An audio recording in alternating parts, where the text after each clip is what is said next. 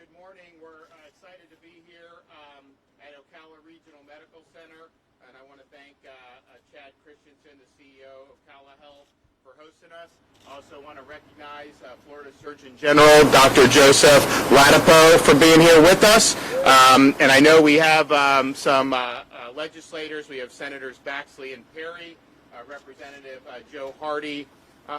I think Kat Kamak may come. If Congresswoman, is she here? Oh, there she is. Okay, so there she is. And then we're also going to hear from Angela Wells, who's a second grade teacher at Marion Charter School, about treatment. Before we get into that, this morning at 10 o'clock, they published the job numbers for individual states. And so for November, many of you remember a couple weeks ago, the national numbers came out, and it was about 200,000 jobs created throughout the United States of America. That was much, much less than the target of what people expected. So very disappointing jobs report nationally.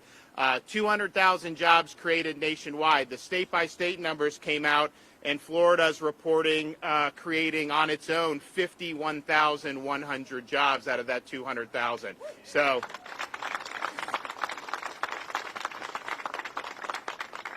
And they actually revised upward October. I had reported, and we had reported 44,000 new private sector jobs. That has now been revised upward to 49,000 private sector jobs created in October. And so we continue to lead the way in that. There's a lot of problems going on when you look at inflation, what they're doing in Washington. Everything is going up. It's very difficult to keep up when things are rising this much. So we'd ask them to stop doing some of the policies that are causing the inflation and reverse course. But we're holding down the fort here in Florida. We are going to continue to lead, and we're very proud of what we've been able to do and be able to proud that, you know, when you look 200,000, I mean, we're a massive country, over 330 million people, 200,000 jobs, you know, that's not a lot for the whole country. And of that to Florida to be over 50,000, you know, it just shows that the policies matter. We're also happy to have really embraced and led when it came to early treatment to fight COVID-19. And this was something that we had really worked hard on over the summer when we were experiencing high levels of hospital admissions. The fact of the matter is a lot of these people were admitted, didn't even know that this was something that was a possibility. You know, you had some hospitals like here that were offering them, but it just hadn't permeated into the broader public that this was even an option. People hadn't even heard of things like monoclonal antibodies by and large. And so we said we want to make sure people understand that this is something that has proven to be effective, and it's something particularly for high-risk people that you could get both to treat an infection, but also if you have post-exposure, you could use for prophylaxis. And so we opened up 25 different sites throughout the state of Florida.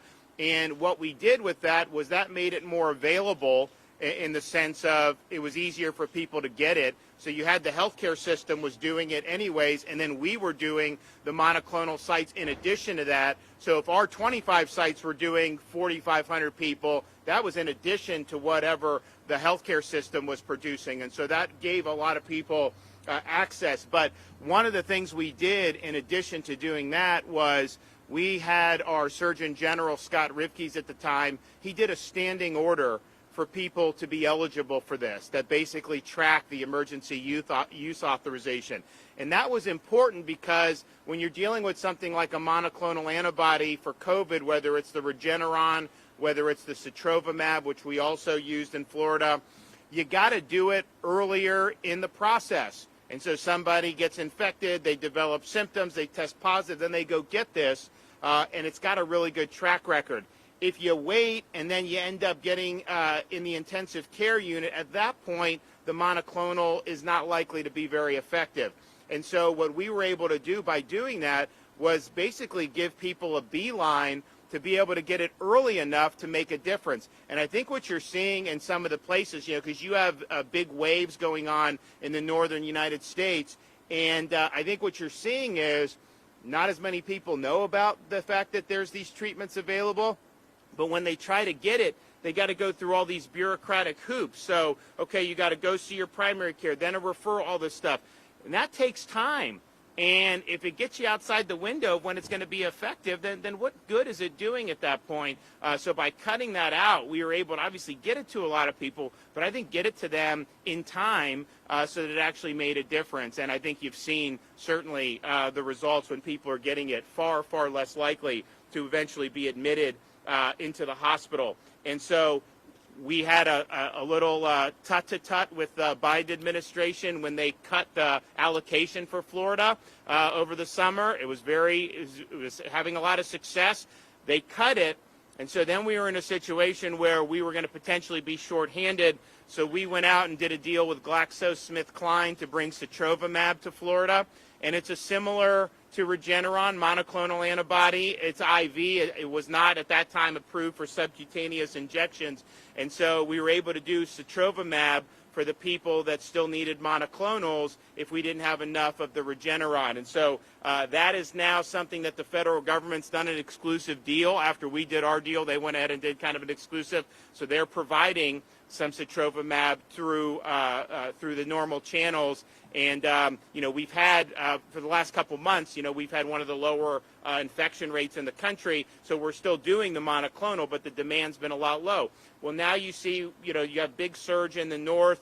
Last year, we increased in the winter, not as high as them, but, I said in mid-November that we probably had bottomed out. I mean, we actually had fewer than 1,000 people who were COVID positive in hospitals statewide in Florida. We've got 22.5 million people, and when you think about it, between now and May, we probably will never have a day where we have less than 25 million people in this state. When you count the snowbirds, when you count the tourists, when you count everybody that's doing all this, so that's just the reality.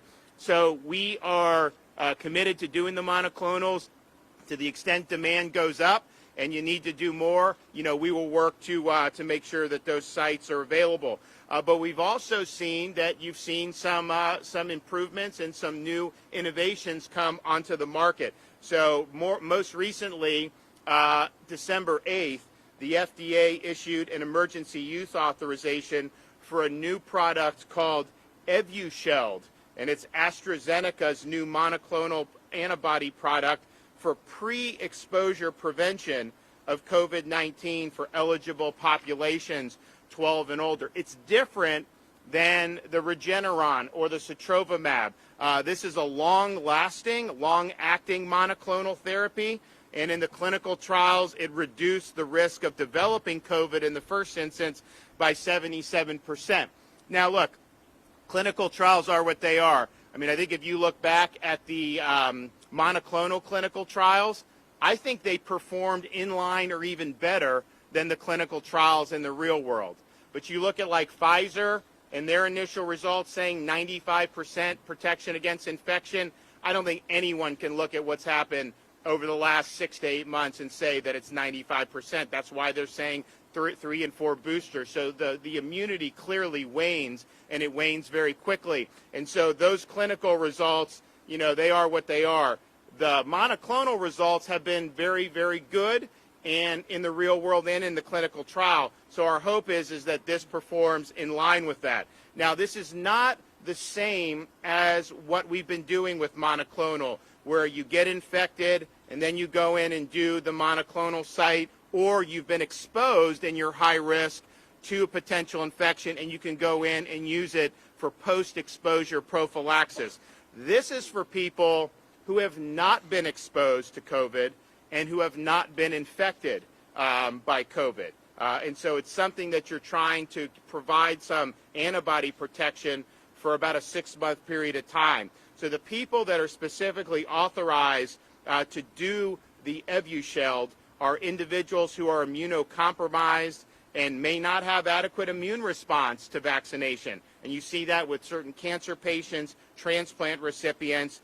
You also have this as an availability for people who have a history of severe adverse reactions to vaccinations, and you do have those people. When we were trying to provide, and we did provide protections for people against forced vaccinations, one of our things I kept saying is, there's some people who are advised against doing this based on their health circumstances. And so those are the types of people here if they want to do this new product, they're going to have the ability to do that. So in terms of treatments now in Florida, you're going to have, if you get infected with COVID and you meet the criteria where you're at higher risk for hospitalization, you could go and do a traditional monoclonal antibody therapy, Regeneron, Sotrovimab, and the like.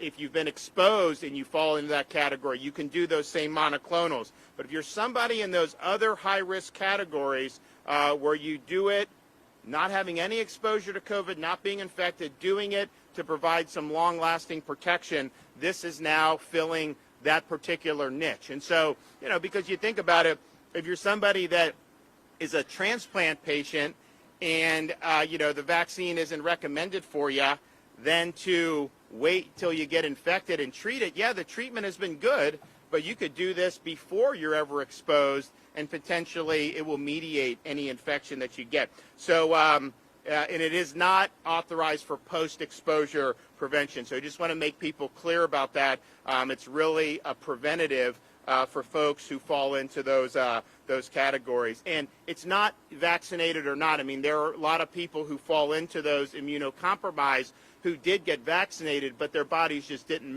Already administering monoclonal antibody treatment to patients, including right here in Ocala. And the way we tried to allocate it was to Florida Health COVID-19.gov. And it will have